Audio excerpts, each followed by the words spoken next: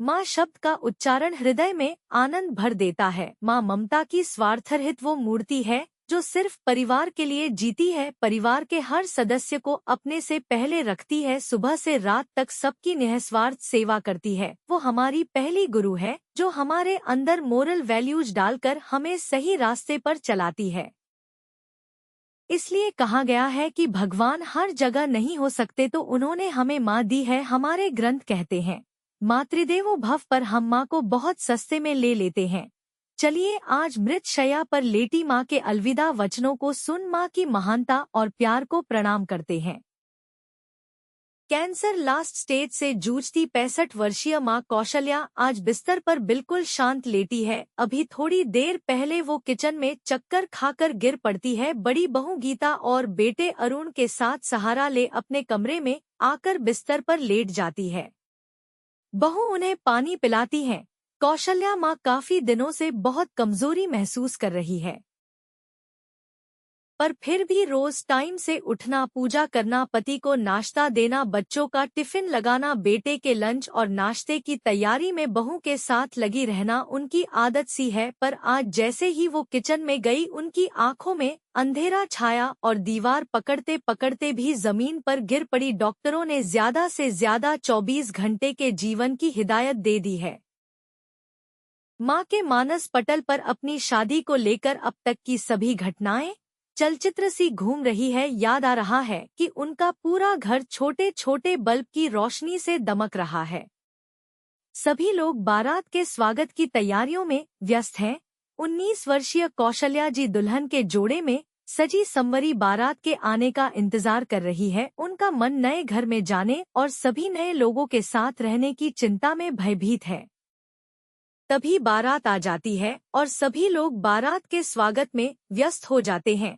उसके बाद शादी की सभी रस्मों के अंत में माँ बाबूजी उन्हें प्यार से समझाते हैं कि अब ससुराल ही उनका घर है, वहाँ पर अपने सास ससुर का माँ बाप की तरह ख्याल रखना और सेवा करना, पति मयंक का हर सुख दुख में साथ देना, बड़े जेठ रमन और भाभी रति का सम्मान करना और अपनी छोटी नंद अंजू और देवर अंश का बड़ी बहन की तरह ख्याल रखना। फिर रोते बिलकते सभी घरवालों से विदा लेती है। ससुराल पहुंचकर उसने शादी के बाद होने वाली सभी परंपराओं और रस्मों जैसे छड़ी खेलने, देवर को गोद बैठाने और फिर तब तक न उठने जब तक मुंह मांगे पैसे न मिलने वाली रस्मों को पूरा किया। फिर पति मयंक ने उसे घर के सभी सदस्यों के बारे में बताया। मैं धीरे धीरे माँ पद्मा और जेठानी रत्ती के साथ घर की सारी दिनचर्या में हाथ बटाने लगी।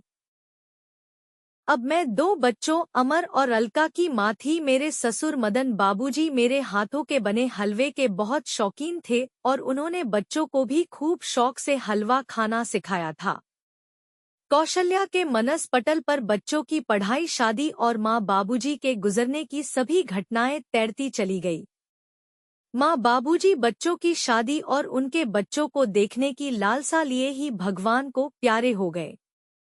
अमर इंजीनियरिंग के उच्च पद पर अब कार्यरत है। वो अपनी पत्नी रमा और बेटे अंशुल के साथ खुश है और अलका ब्याह कर ससुराल चली गई है।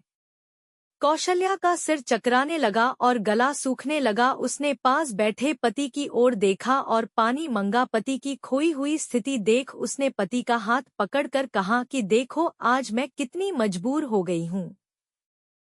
शादी के फेरे लेते समय साथ जिएंगे, सुख दुख के साथ ही रहेंगे, ऐसा वचन दिया था, पर आज अचानक तुम्हें अकेला छोड़कर जाना पड़ेगा ऐसा मालूम नहीं था। धीरे धीरे मुझे भूल जाना, मुझे याद करके रोना नहीं, मुझे बहुत कष्ट होगा आपको अकेला छोड़कर जाते हुए। मुझे बहुत चिंता हो रही है क्योंकि आपने तो अपना कोई काम खुद किया ही नहीं।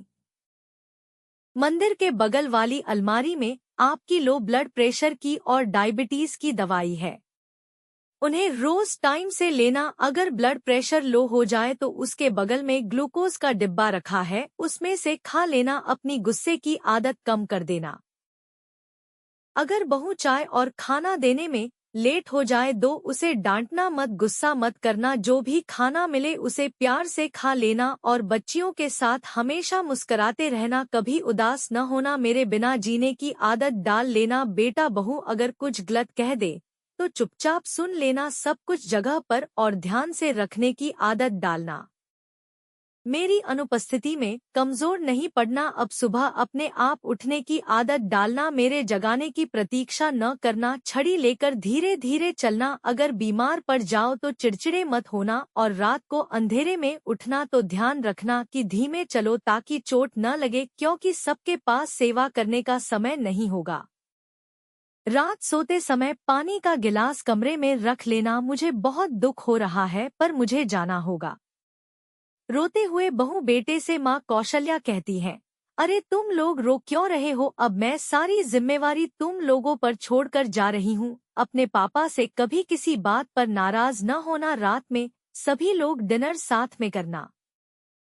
मेरे पोते अंशुल को बहुत प्यार से रखना, मुझे मालूम है वो मुझे बहुत याद करेगा, मेरी मालिश को नहलाने को मिस करेगा, पर बहू तुम मालिश टाइम से कर देना, काम करते वक्त अंशुल को पापा के पास छोड़ देना तो वो भी बोर नहीं होंगे।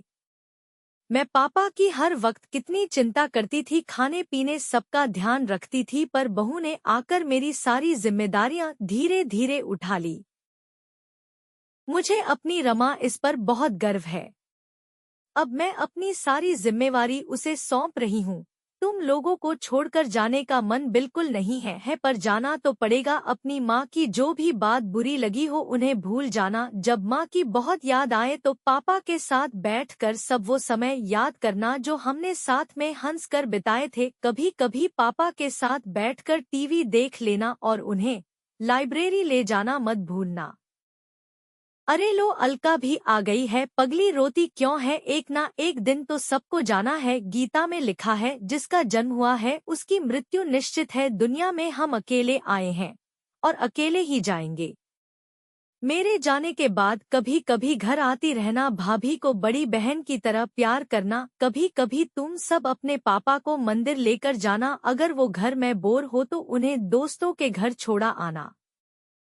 पापा का ध्यान रखना और उन्हें ज्यादा मीठा मत खाने देना। जब कभी मायके आना और पापा भाई और भाभी की कोई बात बुरी लगे तो उस पर ध्यान न देकर उनके साथ प्यार से समय गुजारना।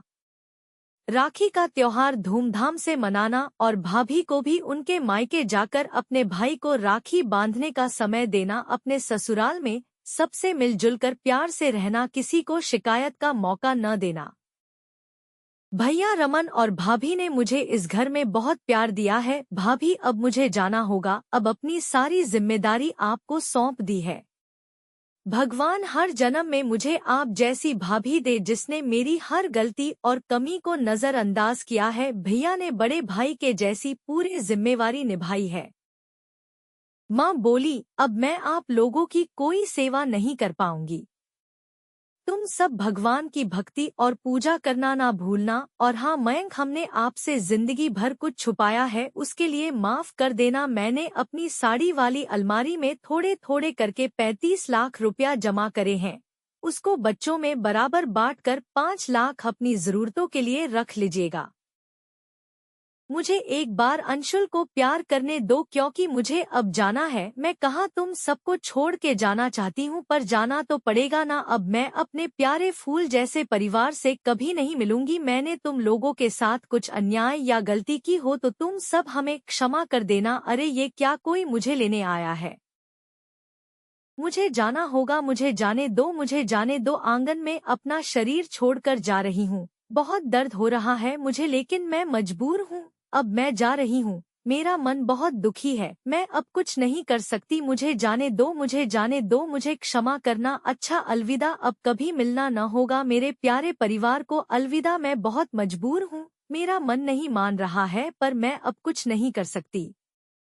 अलविदा सबको अलविदा। माँ का शरीर ठंडा हो गया था। बच्चे फूट फूट कर रो रहे थे, माँ से बहुत कुछ कहना चाहते थे, पर अब बहुत देर हो गई थी। माँ बहुत दूर चली गई थी। मयंक खामोश एकटक पत्नी का शव निहार रहे थे। और उसकी कीमत जीते जी ना समझने की माफी मांग रहे थे। उनका हृदय चीत्कार कर कह रहा था कि कौशल्या, तुमने तो शादी के फेरों के वचन बखूबी निभाए, पर मैं ही न निभा सका। माँ की आत्मा चीत्कार कर सबको अलविदा कह रही थी। दोस्तों, अपने कमेंट में जरूर लिखिएगा कि आपने माँ की अलविदा कहानी से क्या प्रेरणा ली। वीडियो देखने के लिए धन्यवाद। कृपया लाइक, सब्सक्राइब और शेयर करें।